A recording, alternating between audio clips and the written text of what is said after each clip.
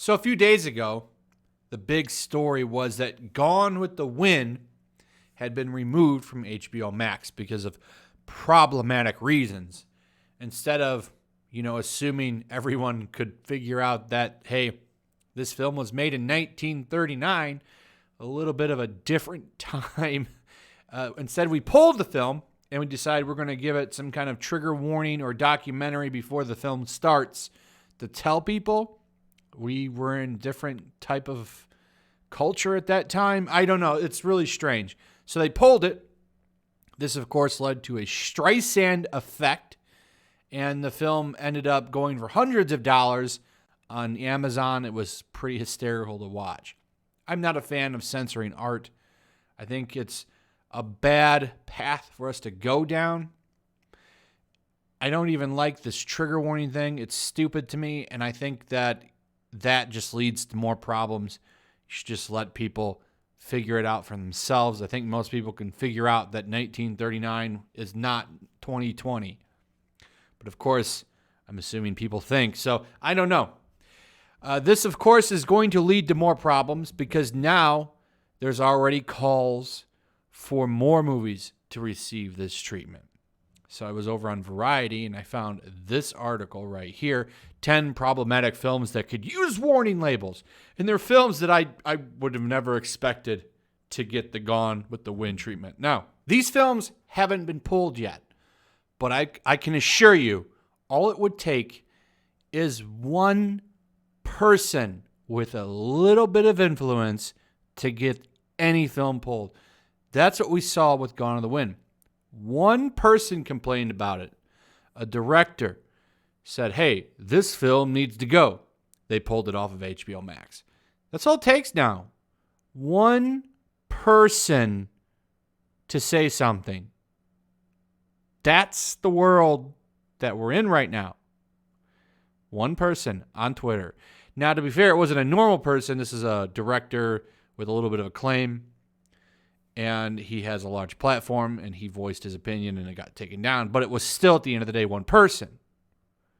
So, any film on this list is in just as much danger as Gone with the Wind. Now, I also wanted to point out, if you really love a movie, like Forrest Gump, for example, is on this list. Forrest Gump is problematic. If you like Forrest Gump, I highly suggest you seek out a Blu-ray copy or a DVD or something and make sure you have a physical version. Now, it's impossible unless you have a lot of storage space or something to get a physical edition of every film. But I would at least recommend films that you love, films that you cherish and are in your top 20 or something. I highly recommend you grab those and hold on to them. Because we've already seen Disney Plus change movies. Netflix has been busted doing it recently with Back to the Future 2, which I'll give them the benefit of the doubt that was a mistake. The point is, they've been kind of making edits to movies for a while. At least if you have your favorite movies, you don't have to worry about it. And a lot of the stuff on Disney Plus that's getting edited out, it's really stupid stuff, but it's still editing. So I want to take a look at the list here and show you some of the whiny reasons that some of these films are being called for problematic reasons, and they want trigger warnings for them. So these are 10 problematic films that could use warning labels like Gone with the Wind. And it's really baffling to me because some of these films are rather harmless. So we start here. Dirty Harry, 1971. Lieutenant Harry Callahan of the San Francisco Police Department is determined to uphold the law, even if he has to break the rules. It started a craze for movies about maverick cops who get the job done by following their instincts rather than the law. The film mocks liberal judges and do-gooders, and the villain claims police brutality, planting the seed that other such charges are fake moves to get sympathy. Why does it need a label? Because it mocks liberal judges and do-gooders? The big thing that I laughed about when I originally read this article was the judges and their political stance. Now, this is the bias that I hate. So if Dirty Harry was mocking conservative judges, this film wouldn't be on this list maybe, right? It's a double standard. It's almost like, you're allowed to mock one side but not the other, and I think that's such trash. So that's why this movie's a problem. Do you see the problem here on what they consider offensive? You go down here, Forrest Gump is on the list. Forrest Gump was made by intelligent people and won 6 Oscars and is beloved by many, while the film is condescending to anyone with a disability. So that's messed up. So, of course, they're referring to Lieutenant Dan. If you haven't seen Forrest Gump, you should watch it. It's a great film. Classic. It's a classic.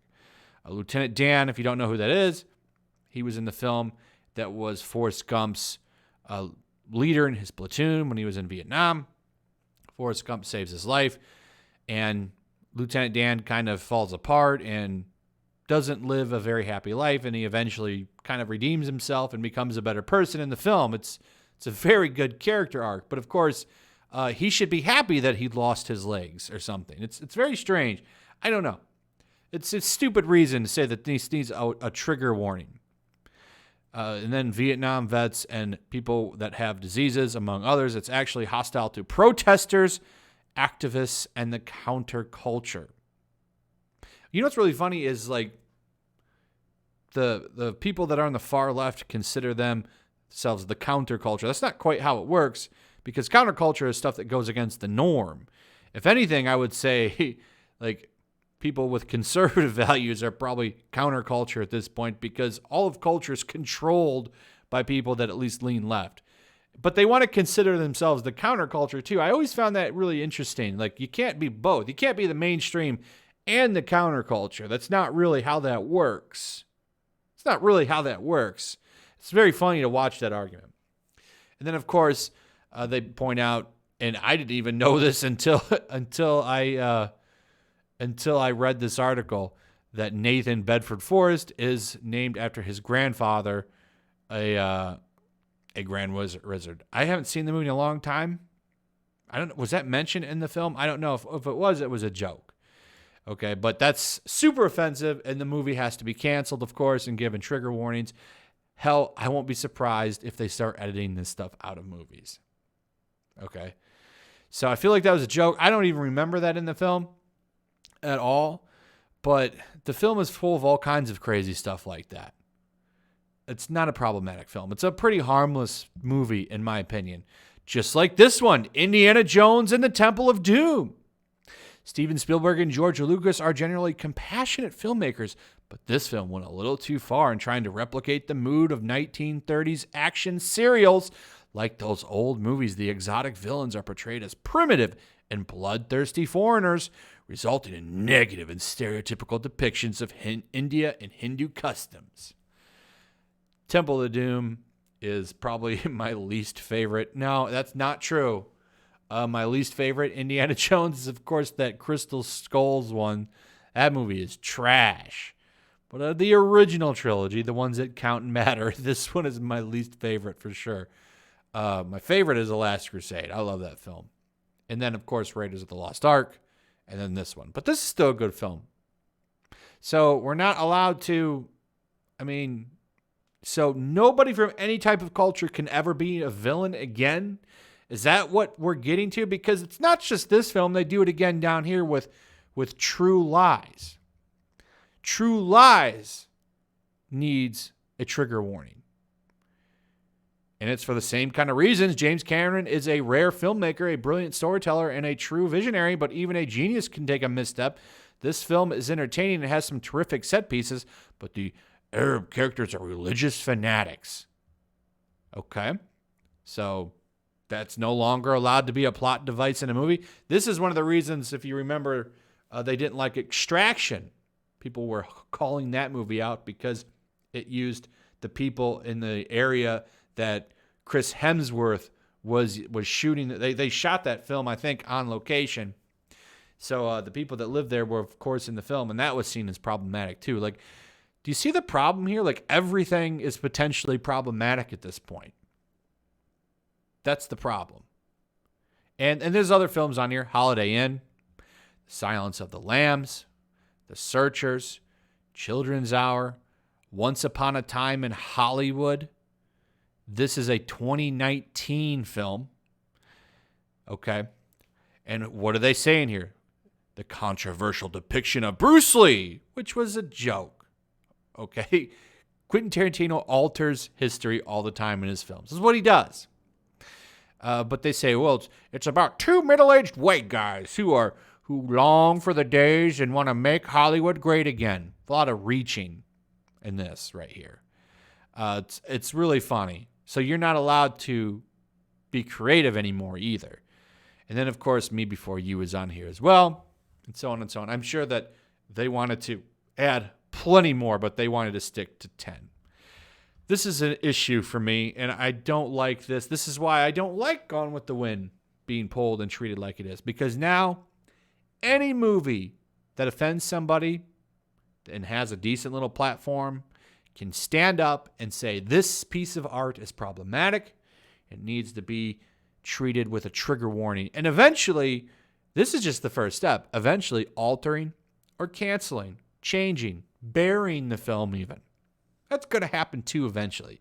I promise you that's going to happen. Unless this stops and gets called out and people actually stand up and say, whoa, whoa, whoa, what are we doing here?